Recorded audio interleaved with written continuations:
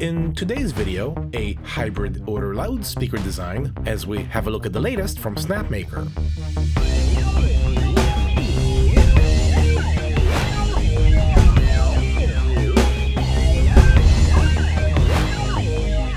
This is the brand new multi-material contraption from Snapmaker, and as you can see, I made no effort to hide the fact that it's already my second one. The upshot here is that the dog gets to practice some more collision avoidance. Excellent job, by the way. Though the apparent downside of reviewing something so new is the culmination of these little fumbles inadvertently setting the stage for a lackluster experience. Clearly a rushed model, hence the replacement unit once again on the house. The machine features 4 independent extruders, a build volume of 270mm on all 3 axes, and a mostly enclosed frame. After the initial setup and calibration, all 4 tool heads are put to work on this tiny figurine, which I'm sure is the very reason you're considering 3D printing. Whatever, it works, let's get to some nerdy shit. And given the avant-garde nature of the machine, I'm feeling somewhat experimental myself, so today I'll cover a prototype, the kind that I would ordinarily complete off-camera. Right away, it occurs to me that most people, even most audio hobbyists, don't have DSP capabilities. So when I publish something like the A25 Micro, in place of any builds, there's only questions about how to power it. Well, what if we didn't need any signal processing, or a crossover, or even the crude bass and treble knobs, instead just having the enclosure literally tune itself flat? This is Outfire, an early proof-of-concept prototype featuring a pair of the soon-to-be discontinued 4-inch BMRs from Tectonic. On paper, these are some rather thin-sounding drivers with a freer resonance well in the triple digits and a tiny piston to match. However, in this configuration, I anticipate a near-flat response clear across 40 Hz. Incidentally, just to gauge my audience, I floated a teaser of this on X, expecting at least one armchair expert to bring up driver cancellation or some such malarkey. Commendably, no one took the bait, so now let's talk about how this actually works. Right away, in acoustics, cancellation is a point-specific phenomenon, and when observed across an area of points, it is expressed as an interference pattern with the wavefronts passing through one another, mostly unaffected, and their superposition forming the nodes and the antinodes. Taking this half a step further, it is possible for 2 separate drivers in a shared space to operate in 2 different impedance structures, each contributing to the entire modal framework as the wavefronts pass through each other.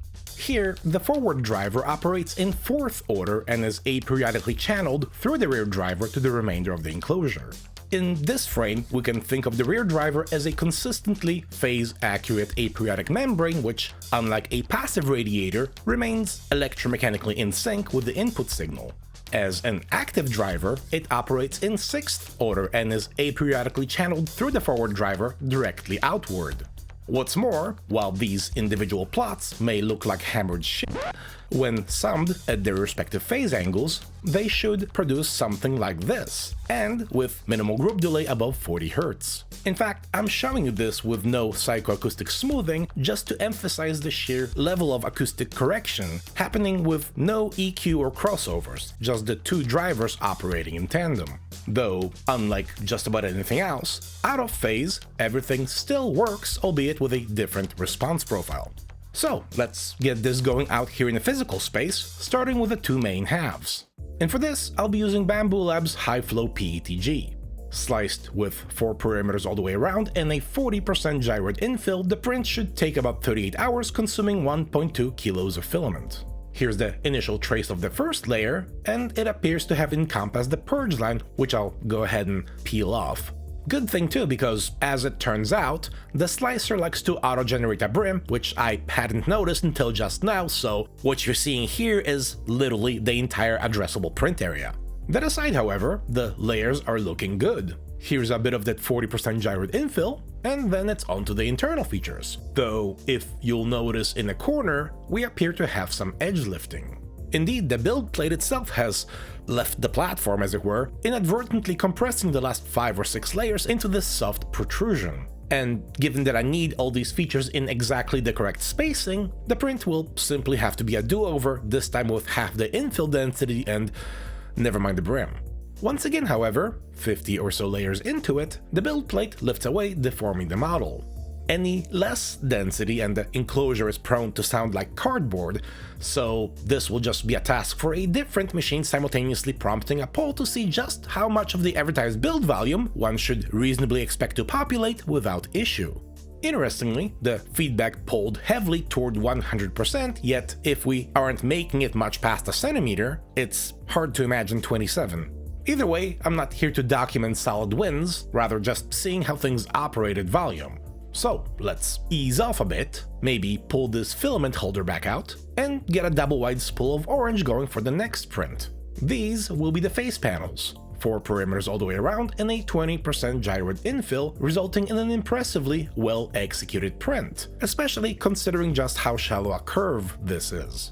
Here's the other baffle, once again completed without issue, and for the next print I'll try some of this Bambu Lab interface material, which I like to use between supports.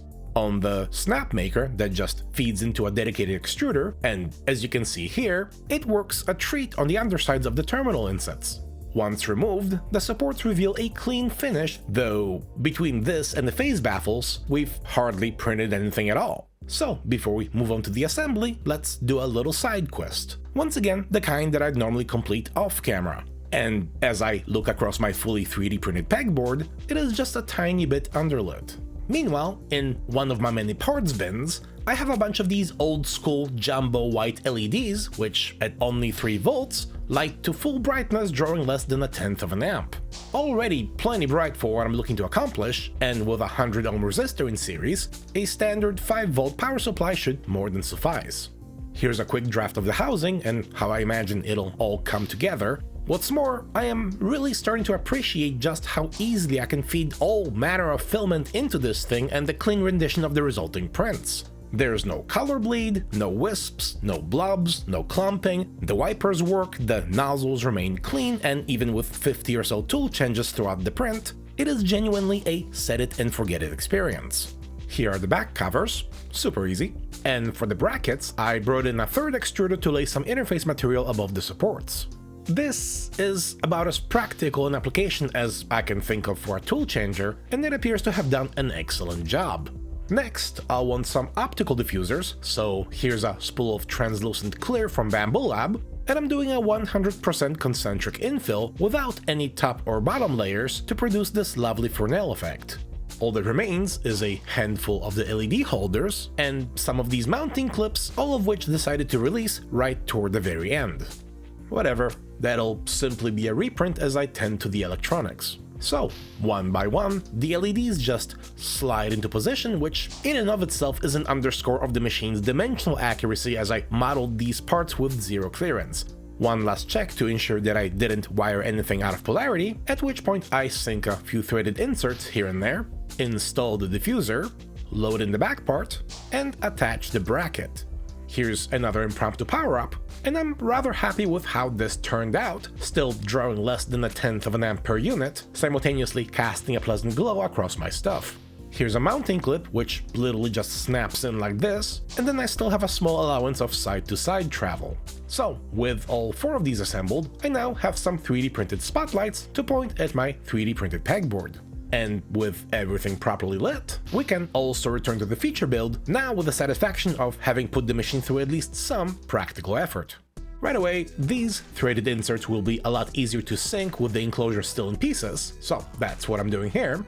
Some more along the front, back, and along the face panel. Here's Sophie spreading the peanut butter, and then some ratchet bars to seal in the flavor. The leads are prepped, the terminal plates are wired, and a seal of reusable adhesive is formed around the landings. The inner drivers are wired in first, mounted, the cables are sealed, and tapped in parallel with the main leads. Some more reusable adhesive along the front to seal against the face panel. Very lazy, only 4 screws doing all the work. The outer driver is wired in, mounted, and now for the moment of truth. No EQ, no subsonic filter, just plain 10 Hz through 20 kHz being sent to both coils.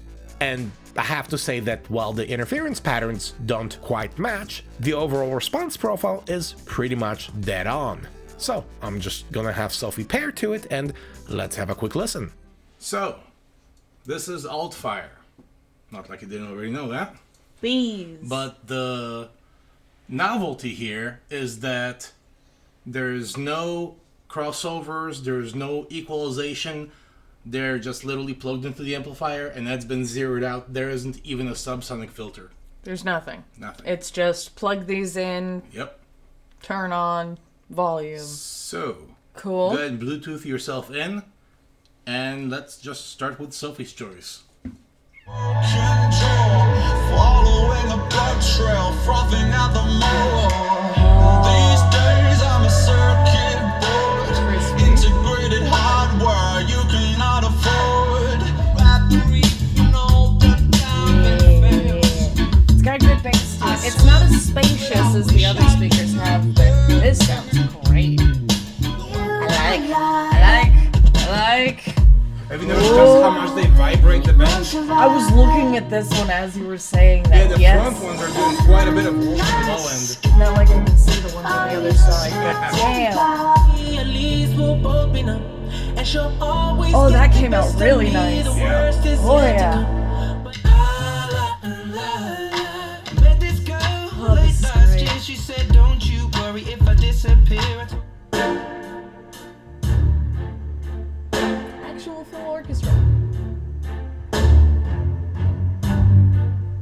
This sounds really good. Yeah. It sounds really good, and it's just I mean, it the is speakers flat plugged into from the 40 wall. hertz up, so.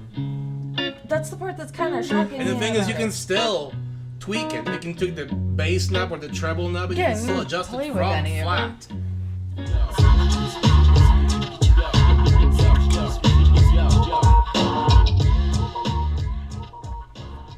That being said, these are really fun. Yeah. I like these ones. I like these ones like I like the last ones, but I also like these one, asterisk, given that they don't have any kind of equalization on them and they still sound... Well, this is sort of the direct comparison to the 825 Micro. Minus any fuckery happening on the DSP end. Yeah. They sound really good. And I like that I can sit up here and then I can just kind of creep down just a little bit. And it still sounds pretty much the same, which is what I was doing here. I was seeing if this was any different from being Well, up that's here where the and different microphone's items. right here, Yeah. directly and on then this axis. pair up here changing. Not like it makes that much of a difference. But yeah. Well, alright. So, as far as prototypes go, this one did not disappoint. Though, as I have based it on a soon-to-be legacy driver, you won't find the model on printables. Indeed, there are those who'd have me scrub my entire back catalog of any such acoustic adventure, so chew on that. Meanwhile, the Snapmaker U1 proves a surprisingly competent multi-material solution for smaller projects, say maybe the inner 80% or so of the build plate, without much worry of the corners lifting. In fact, there's only so many of these units that I'll ever run at once, and as new ones show up, the ones least gainfully employed go away. In that regard, the U1 is essentially just a faster, more autonomous X1C, in effect driving a nail into the coffin of multiplexing filament systems. This is a keeper, even with something like the XL in the very next room, and I already find myself splitting print jobs between the two. Anyhow, what say you? How much of a printer's build volume would you expect to address without incident? Comment down below. What's more, if you're here for the project, no doubt you have some thoughts about the fate of the ones for which the correct driver is no longer available. Don't forget to rate the video as you see fit, subscribe if you're so inclined, and I'll see you in the next one. Cheers!